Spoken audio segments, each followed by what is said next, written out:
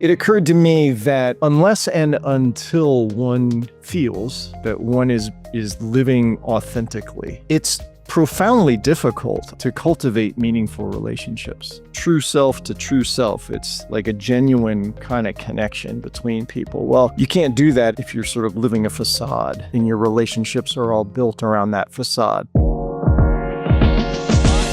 Welcome to Get Unstuck and On Target, the weekly podcast that offers senior leaders insights and strategies to not only lead with confidence and vision, but also to achieve groundbreaking results.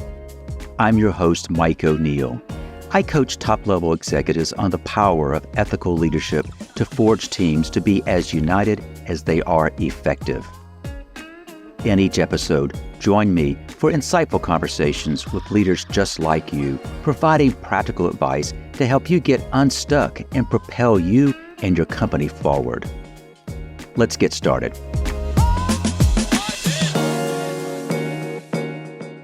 Today, we're diving into a topic that separates good leaders from truly fulfilled ones. That is, moving beyond success to purpose. But here's the thing. So many high achievers get to the top and they still feel like something's missing. But what is it? And more importantly, how do you figure that out? We'll explore the 3 life questions, a simple but powerful framework that helps you rethink authenticity, relationships, and impact. My guest, Chris Kenney, is an executive coach who's worked with top leaders to help them uncover deeper meanings in their personal and professional lives. We'll talk about why success without alignment can feel empty, how small intentional changes can make a huge difference, and why making the world just a little better starts with you. By the end of this episode, you'll have some fresh perspectives and actionable strategies to redefine what success really means for you. So ask yourself, are you on the right path, or is it time for a reset? Let's dive in. My guest today is Chris Kenney, an executive coach with over 35 years of experience helping leaders unlock their full potential. He's a former business lawyer and entrepreneur, and he now guides high achievers through the 3 life questions. And it's a framework that he uses to help his clients find deeper meaning, purpose, and fulfillment. Chris, welcome. Thank you, Mike. Thanks for having me. It's great to be here.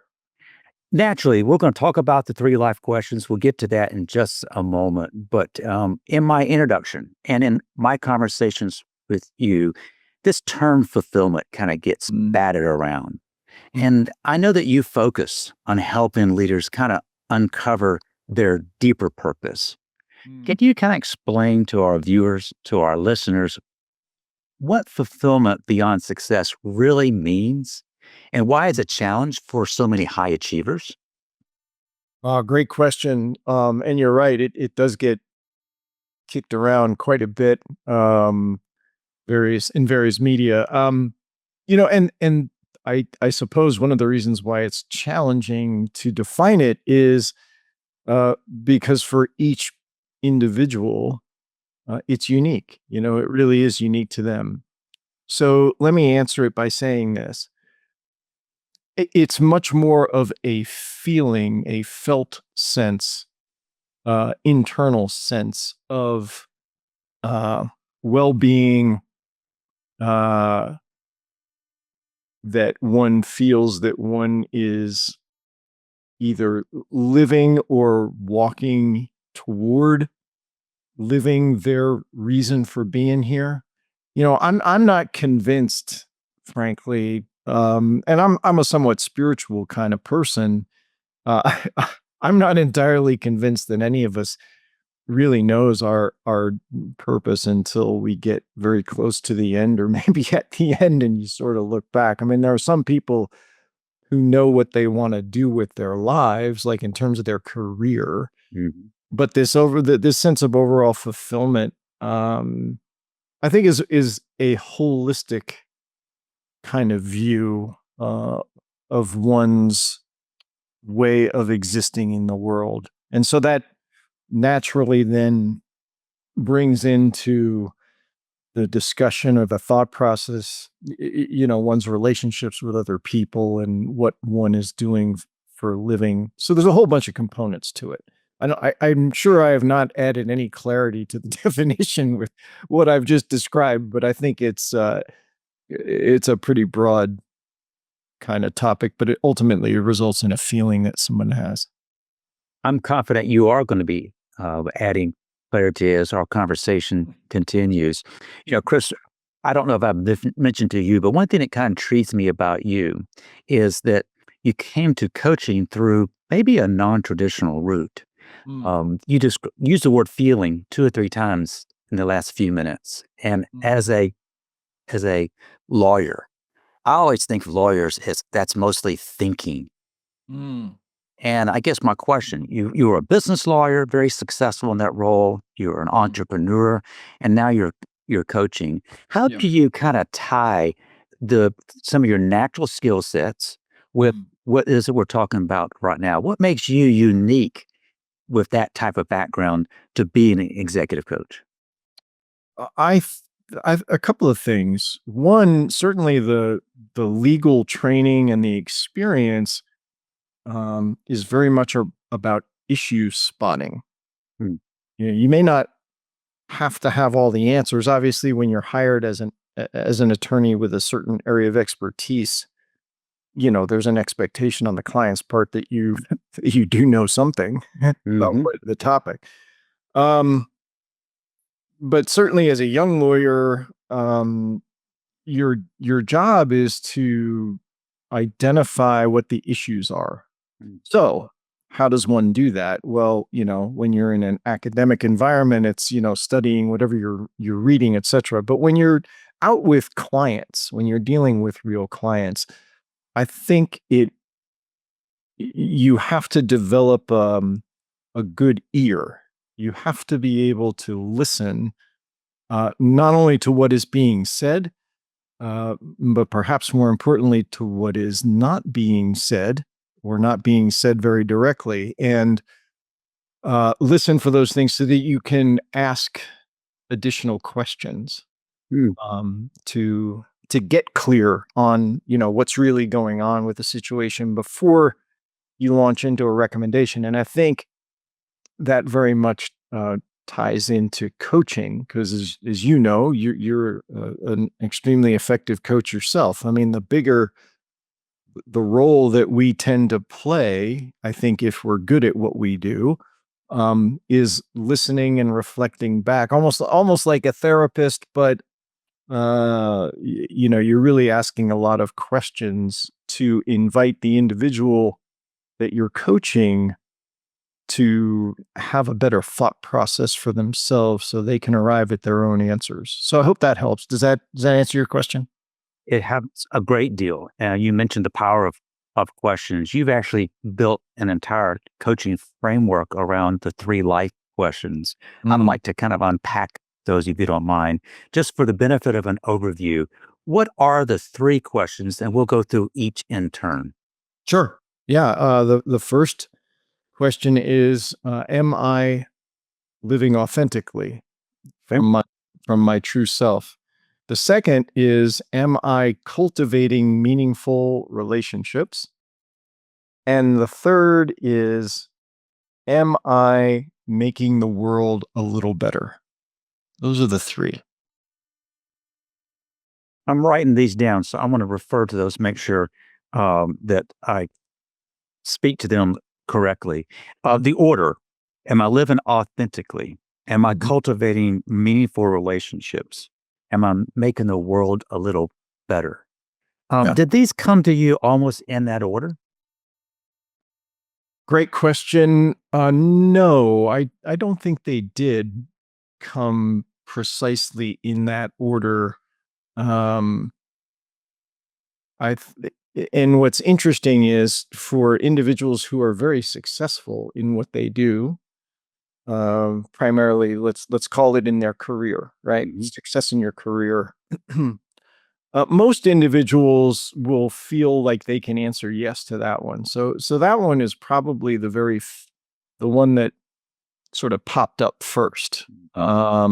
And I can tell you a little bit about the origin of these 3 if you feel your audience might be interested in it. But anyway, that one's probably the low-hanging fruit, I suppose, of all of the three. Mhm. Uh, the second one is around cultivating meaningful relationships. The first one is around authenticity. And I think the cultivating relationships is the one that I really sort of identified first.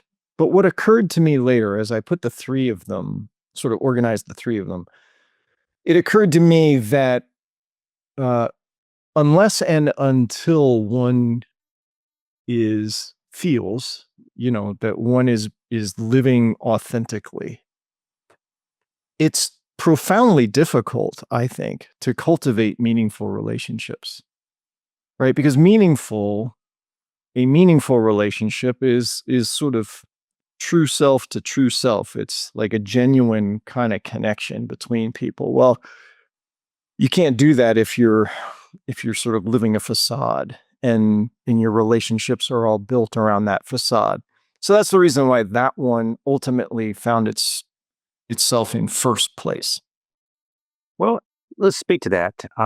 I am not active on any other social media platform other than LinkedIn. Yeah. But when I have spent time on Instagram or Facebook or any of them, Hmm. it seems to me that there is an attempt to kind of put a public Hmm. image out there that I've kind of grown a little bit skeptical because it doesn't appear, it looks too perfect. It looks too staged. It does not appear authentic. In today's environment, are people getting a little bit more suspicious of that type of thing? And are they yearning for more authenticity? I believe the answer to that is yes, and I think part of it is because of how prevalent social media is. You can't get away from it no matter where you go. Which is why people like you, myself as well, have sort of limited the number of social media outlets to which we subscribe. So yeah, I think the answer to your question is yes. I also believe, Mike, that your audience, as I know from our conversations, consists of people who are generally, successful individuals. They're successful professionals in whatever it is that they're doing. Uh, and so the whole concept of leadership uh, would, I'm sure, resonate with your audience. And as with fulfillment, the whole notion of authentic leadership is also kicked around, quite a bit today. And what I think that it means, though, I do think it's still relevant and meaningful in the concept of leadership. And here's where I think it comes from, or what it leads to. There's a lot of discussion warranted, I think, around vulnerability. And the best leaders are authentic leaders, and the most authentic leaders are leaders who are willing to be vulnerable. Well, in contrast to what you're describing with the persona that's projected out on LinkedIn or Facebook or wherever, people tend to follow leaders who they view as genuine, and people view leaders as genuine when they see that they're not perfect. Mhm. When the leader himself or herself is willing to admit, that she or he is not perfect. And so I think this concept of authenticity and vulnerability do go hand in hand. Now, does that mean that you as a leader need to get put yourself on a black couch and confess every, transgression you've ever engaged in your life to your entire staff? No, no, it doesn't.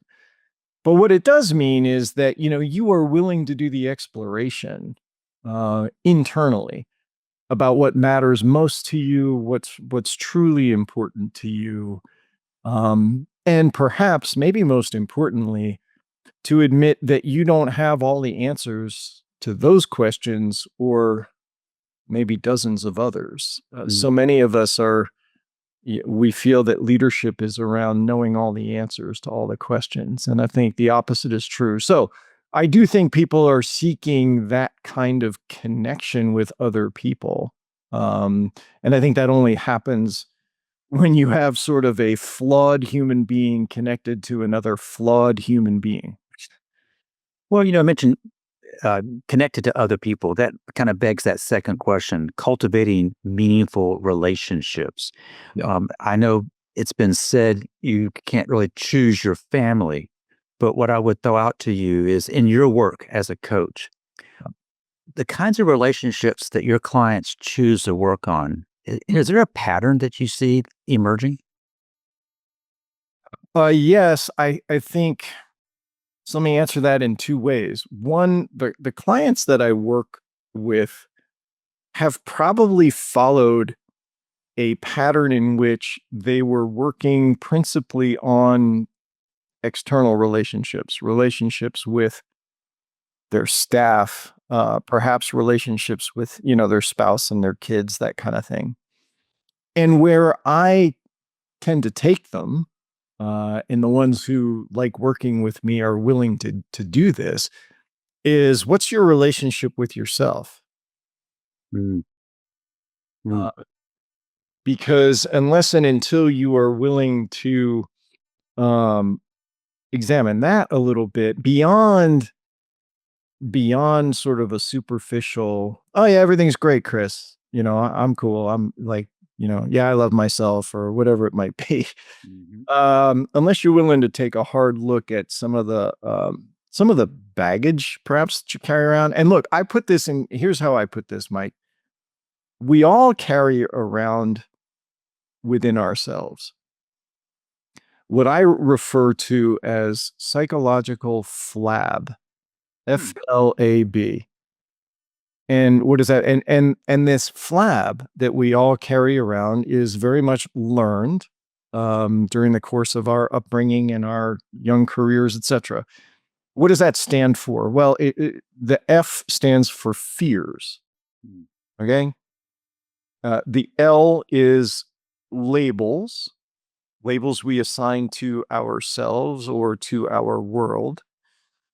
The A stands for attachments, hmm, things that we perceive that we must have, or perhaps that we must not have in order for us to be happy. mm, And then B is beliefs. hmm. And I'm not talking so much here about, religious or spiritual beliefs, but other types of beliefs about the way the world is supposed to operate. And so what happens is, to answer your question, I mean, I think uh, this notion of doing internal work. So Yes. part of the internal work and perhaps establishing a different type of relationship with oneself comes from taking a look at this flab. What's the flab that Mike O'Neill is carrying around with him? Um, and honestly, in some cases, you might view some of those things as a net positive. Mhm. So I'm not saying that all of it is decidedly negative. I don't want to put that kind of judgment on it. But I do think that being aware of those things enables you to navigate your relationship with each of them in a healthier way so that you create a better relationship internally, which then leads you to be more authentic with all of the other people that you have a relationship with. Does that make sense? It makes sense, but you also enlightened me because I was interpreting that differently. And I appreciate how you were able to tie those first two steps together very, very nicely. You made a comment that a lot of times this third question, um, how can I, leave the world better? Yeah. How did you phrase it? What was the exact phrasing? Am I making the world a little better? Gotcha. And you said that it's not uncommon that people don't come to that question until later in life. What is it about that question that when one reflects on, that makes it such a powerful question to reflect upon? Hmm. A couple things come to mind there. First, I put the word little. Am I making the world a little better? Mm, That word is purposeful yeah. because uh, it need not whatever it is that you are doing to make the world a better place doesn't necessarily have to involve solving world hunger, though obviously that's a very worthwhile pursuit. Mhm. Um, and I want to tie this back to this notion of one's sense of fulfillment and just satisfaction. So I'll give you an example. Um, Making the world a little better can be as little as you're, and I think I shared this with you the other day. You're in the checkout line Mhm. at your local grocery store, and the cashier is obviously having a bad day. They're kind of surly. They're just not, you can just tell. You pick up on people's energy. And what you decide to do is you decide to say something or make a remark that makes that person smile. Mm. Well, from where I sit, chances are good, or at least chances have gotten better, that that person is not going to go home at night and kick the cat. Mm. You have, yeah, and quite possibly you may have materially altered the trajectory of their entire day, and therefore the way in which they end up interacting with someone else, right? And so the word little is important. I also think, and for high performing, high achieving individuals, I think this notion of there's a lot of pressure, societal pressure that may have come from parents or colleagues, whatever, um, to have like this huge, meaningful impact. Otherwise, my life isn't worth anything. And I think we need to pull back from that if we're going to have a healthier relationship with ourselves and therefore with others. You know, Again, nothing wrong with solving world hunger, but I think doing things on a smaller scale is also really important. And here's something else I just want to throw out and to answer. With the three questions, they sound binary. Like, am I making the world a little better? Well, that's you could either give a yes or no answer to that, depending Mhm. on where you are. Here's what I really encourage people to think about. It's when you get up in the morning, focus on these three questions, but ask them in this context. Today, how might I make the world a little better? Today, how might I cultivate more meaningful relationships in my life? Today, how might I live just a little more authentically? Because that's really what makes the three questions go from being conceptual to being actionable. And it's really about encouraging people to take action today, small steps each day, to try to move each of these three areas of their life forward. That's important. That's what I feel is important. The fact that you just clarified the word little, the word today, I think that really helped me better understand the power of the three life question framework that you have developed. And it could very well be that yesterday wasn't a good day. But if you wake up with a mindset of today, in what way, I think that can be a very powerful way to kind of reframe Mm. the whole day. That's very interesting. Chris, as you know, the theme of this podcast is at some point I always ask the guests to kind of elaborate on situations where their clients it got stuck in some form of fashion. I know you work a lot with high achieving clients. and that they might feel that something's kind of missing, but they don't know where to begin and Mm. how to find that search. How do you, in working with clients, how do you kind of set them on the right path? Yeah. And I'm just picking up on what you the right path. Let me just say this. I Setting them on their path, a path where they feel better, um, is really, I think, the path that I'm sort of pointing them on. Because I don't know that there's a right or wrong. And let's face it, life, certainly my life, when you talked about my background, it hasn't been linear. Mhm. So this path is one that kind of wanders around. But to address your question, like there are a number of tools in my toolkit. I think the first thing that I really start my clients looking at, um, are a couple of things. So one, as you know, Mike, I am a certified Y Institute coach. Well, what does a Y do? Well, the Y sort of helps identify very quickly what motivates someone. Where do they feel good? Where do they feel successful? Mhm. Um, so that is a very useful initial tool to use.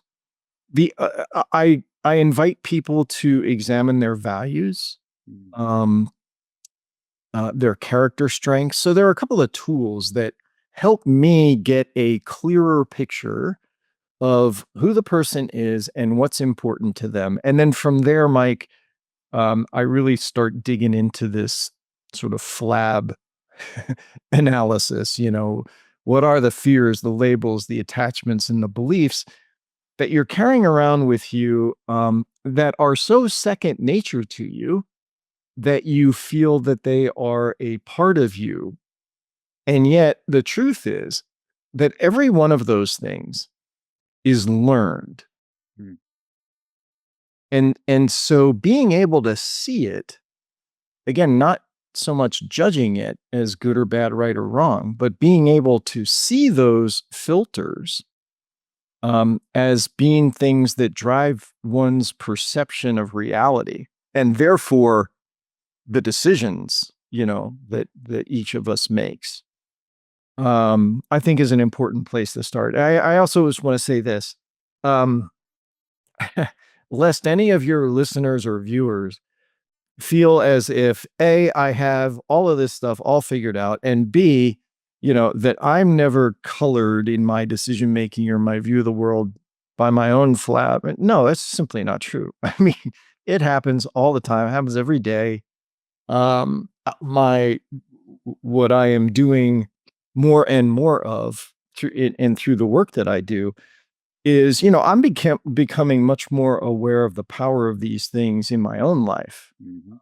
while at the same time, working with clients to help them see the power of it in their lives. And again, it's not about me recommending a better course of action for Mike O'Neill. It's no, let's point this stuff out. Let's see, hey, Mike, how's that land with you? What do you see in this situation? And you're the one who has the ahas, for yourself about what you're going to do differently with that information. I love the way you described that. And that is, I think there's a lot of misunderstanding about what effective coaching is. I think a lot of people assume it's like the coach on the football field with the whistle telling someone what to do. What you just described in your work with clients is you give them tools to discover more about themselves, Mm. how they are uniquely wired such Mhm. that the path that they set out on, it's not what you prescribe for them. It's what they decide as a result of better understanding themselves and understanding where they want to go. And what I love about how you describe this is that you also kind of give permission, if you would, to say, if you got a long way to go, that's okay. Let's Mm. start today. Precisely. Yeah, absolutely right. again, I want to come back to your question at the beginning around fulfillment. And another word that pops into my brain that I try to keep in mind as I'm working with clients is the word alignment. Mm, So when you are going to make a decision in your life, what I'm looking to help someone do through this analysis of the flab and all the other stuff is to give the individual a better frame of reference for them to assess for themselves how the next thing that they're about to go do uh, is either in alignment or out of alignment with these three key areas, authenticity of who you are, your ability to cultivate meaningful relationships, your ability to have a positive impact in the world. When you begin to see your the range of options available to you, and then you begin to consider those range of options in terms of alignment with these three areas, the answer doesn't necessarily just leap out at you. However, in my experience, what does happen is that the answer or the possible answers become much more focused. mm, There's a narrower range that line up the best of who you are on the inside with the best of what you can do for the world, externally. So I think that's the power of utilizing this framework. And you're right to have described it as a framework. It is not prescriptive. It is not a one size fits all. It's a framework, and there's a whole lot of latitude for exploration within that. Because at the end of the day, the alignment that Mike O'Neill has with these three questions is going to look different from the alignment that Chris Kenney has. mhm, And neither one is good or bad or right or wrong. It's more a question of which one is more right for Mike mm. and which one is more right for Chris in terms of giving one an overall sense of, yeah, I'm on the right path. I'm moving in the direction I should be moving. Chris, you used the word focus a moment ago. Let's see if we can bring some focus as we wrap up this episode. And that is, if you had one key piece of advice that you would give to leaders who are ready to kind of move beyond traditional success and into a life of greater purpose and fulfillment, what Mm. might that be? I think it really comes down to what we talked about earlier, which is, you have to be willing to to look within to go on the inside journey. So much of our Western culture, our upbringing is on merits and achievements, and the size of your bank account or the title that you hold. Mhm. All of which are external validation points. I think that what I'm inviting people to do is to go inside. And again, I'm not a therapist. I'm not a spiritual director. But my experience tells me that when you're willing to make that journey, a lot of other things begin to fall into place Mm, because they feel right. They feel right because they feel like they're in alignment. And they feel like they're in alignment not with what mom and dad or what my colleagues at the country club or with my business associates told me I should do, but they come from a deeper place inside. And that's really, I think, what we're all here to do. We're all here to live the best version of ourselves. And you know that much better than I know it, for yourself. mhm. Right. And so there isn't a formula for it. I think the three questions are a good framework. And, I again, we didn't go into this in much detail, but I'll just say very, very quickly, the origin of the three questions is from a study of people who were facing a terminal illness that I read a long, long time ago. And my distillation of the study, the world got the 5 stages of grief from this study. Denial, anger, bargaining, depression, and acceptance are the 5 stages of grief. That was the big output. But my takeaway was different. My takeaway was it didn't matter where in the world somebody was or what their cultural background, their upbringing, socioeconomic status, their gender, anything. As they were looking back on their lives, what gave their lives context and meaning came from their ability to answer yes to these 3 questions.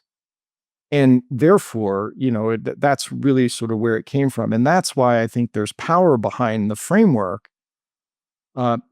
because regardless of whatever decision you ultimately make for yourself, if you make decisions that line up with being able to answer yes to these 3 areas of your life, you're going to feel good. You're going to feel good. You're going to feel good about yourself. And, you're going to have a positive impact in the world. So that's why I think they're important. I've learned so much in this conversation. I want to invite our listeners, if today's conversation sparks something in you, I highly encourage you to connect with Chris and explore how his framework might could help you redefine what success means in your life. As a fellow executive coach, I know firsthand how important it is to have the right guidance on this journey. Whether it's through Chris's coaching or another trusted advisor, the key is to take that first step towards clarity and purpose. Chris, before we go, for those who do want to connect with you and learn more about your work, what's the best way for them to do so? Yeah, the easiest way, Mike, thank you for asking. My website is, the 3 life questions, and the number 3 is numerical. So it's THE, the number 3, life questions, plural. So the 3lifequestions.com. There are places, there's a place on there to book a complimentary 30-minute conversation. I'd welcome the chance to do that. Like you, I am also out on LinkedIn. And that's really the limit of my social media presence. But those are the two principal ways to reach out. And I'd certainly welcome an introductory conversation with anybody who would like to know a little bit more about whether or not this framework could be of value to them. We will include both your website and your LinkedIn profile in the show notes. If today's conversation has sparked something in you, you just don't ignore it. Take action, whether it's reevaluating your definition of success or taking that first step towards deeper fulfillment. Let me encourage you, start today. And to all the listeners, thank you for joining us. I hope today's conversation with Chris will help you with some new perspectives to help you get unstuck and on target. Thank you for joining us for this episode of Get Unstuck and On Target. I hope you've gained insights to help you lead with confidence and drive your organization forward. Remember, at Bench Builders, we're committed to your success, your leadership excellence, and your strategic growth. If you've enjoyed our conversation today, please leave a review, rate, and subscribe to keep up with our latest episodes. This show really grows when listeners like you share it with others. Who do you know who needs to hear what we talked about today? Until next time, I encourage you to stay focused on the target and continue to break new ground on your leadership path.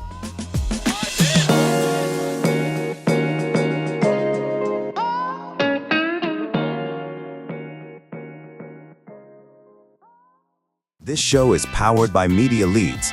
To get your next great podcast produced, go to MediaLeadsCo.com.